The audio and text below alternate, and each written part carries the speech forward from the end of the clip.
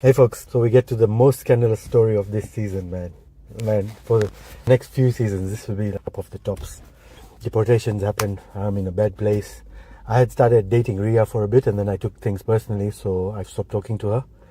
And just then, these two girls come up to the cyber cafe to browse, and Shabnam and Shamaila. We hit it off somehow or another. I start dating Shabnam, and then the more I spent time with her, the more I was like, wait a minute. Things have intertwined so much in our lives. So we start dating. I go and see her. I think it was past Pangani or somewhere.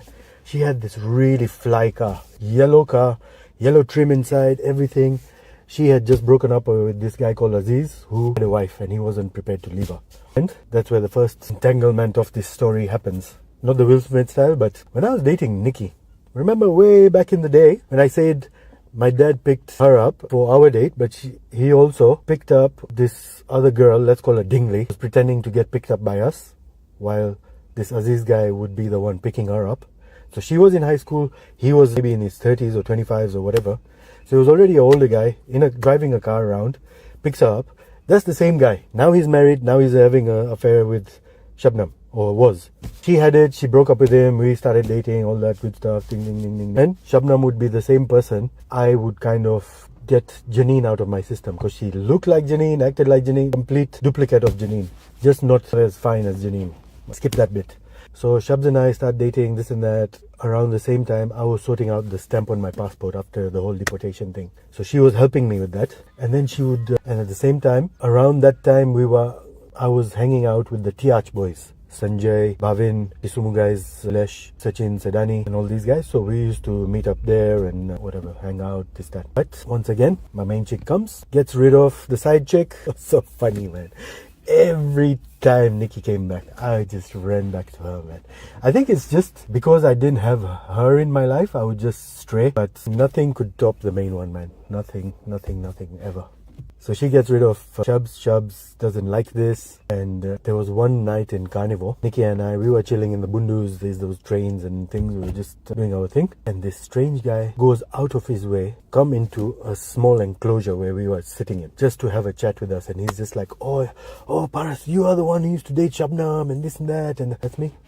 I had nothing to hide. I've never had things to hide. Even if I do keep stories away from people, it's mostly not because I'm doing something dodgy. It's just people are not going to understand certain things. Or to be fair on the other parties in the story. But for me, I was like, yeah, I dated her. I'm back with my lady. Things didn't work out. Turns out he was in love with her. He used to run a casino in DP. And he was trying to get me in trouble, or he was just drunk and trying to do something. It's not going to work, man. Just whatever. And then Shabnam would be like, he's in love with me. He's always loved me. This, that. The other thing she used to tell me when we were dating was that she used to hang out, her and Shamaila used to hang out with these guys who used to do the lines. I didn't know nothing about that. And she's like, yeah, just pay us to hang out with them. And I'm like, oh, things are starting to sound a bit strange with the things you're doing. Especially while you're dating me, you're doing these things. So that was some of the scandal. The other scandalous bit was my main boy.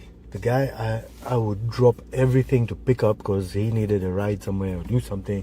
Just hang out with. He was bitching about me to shop.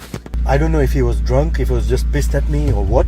But he's like, yeah, he's always broke. He always asks us for money. And I was like, oh, so this happens to be one of those friends my mother was telling me about, the fair weather ones. Only call me when they want to borrow my clothes and stuff like that. So I was like, fine, man. That one hurt me, but in a way I was grateful because so that wouldn't be the first backstab. Like I said, I think it's called familiarity bias, or there's some kind of attraction you have. I started getting comfortable with attracting people who would backstab me, and I would expect it. I would be like, yeah, I'm waiting for this. So that happened with him. Then I made besties with Kimeo, which is in the Blue Sky time capsule. So I already talk about that backstabbing stuff in that one.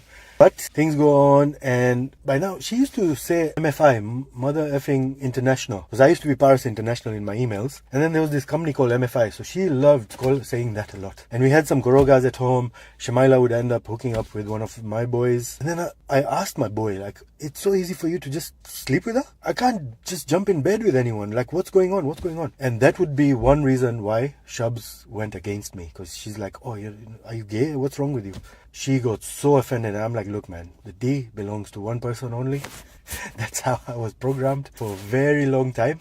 And then that triggered her. Then my main chick coming back triggered her. So slowly she was starting to have it with me. And during this time, while she was sorting me out with the passport, at some point she asked me, Paras, can I borrow 6,000 from you? 6,000 is a lot back in the day, 6,000 shillings. It's like, yeah, that's fine, you can have it. And me just not having any boundaries, I'm like, yeah, you can have it. Because I had it. If I have it, I'm going to give it to you. Or I used to. Now I'm very good at saying no.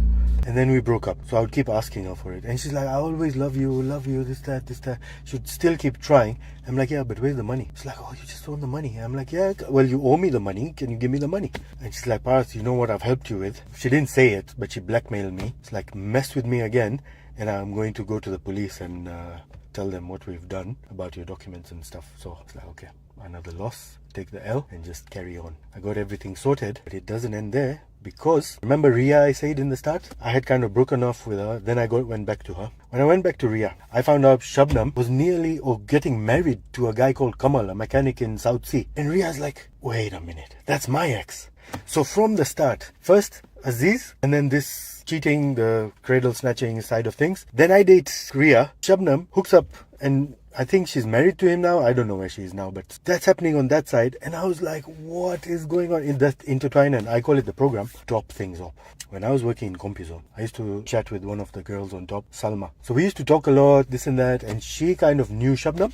And after we broke off, everything went our way. She's like, Paras, we need to talk. Okay, let's have a chat. Shabnam, she's not who you think she is. Long time ago, she spotted you in Complex. She sent one of her friends to tell you that she wants to go down on you and this and that.